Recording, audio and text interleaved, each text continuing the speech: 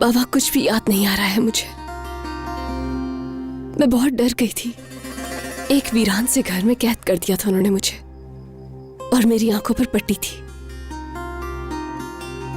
किसी भी शख्स ने मुझसे कोई भी बात नहीं की वहां, और ना ही कोई नुकसान पहुंचाया।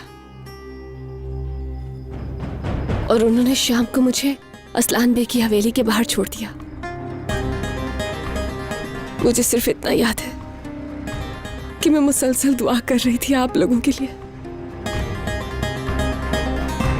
मैं जानता हूं इसके पीछे उसका कोई ना कोई मकसद जरूर होगा, वरना कोई ऐसा करेगा क्यों? रेहान बेटा, थोड़ा अपना जहन पे जोर दो और अच्छी तरह याद करके बताओ कि वो कौन थे और तुमसे क्या चाहते थे। बस भी कीजिए, बाद में बात कर लेंगे। लेकिन ये उनकी नीयत जो भी थी, अल्लाह ने हमारी बेटी के साथ कुछ बुरा होने नहीं दिया। जरा देखें तो हमारी बेटी सही सलामत वापस आ गई है। हमें और क्या चाहिए? इसलिए फिलहाल इसको रहने दे, बाद में बात कर लेंगे। बात सुने, मैं आप लोगों के साथ बैठी हूं यहाँ पर, इसलिए अब परेशान होने की जरूरत नहीं है।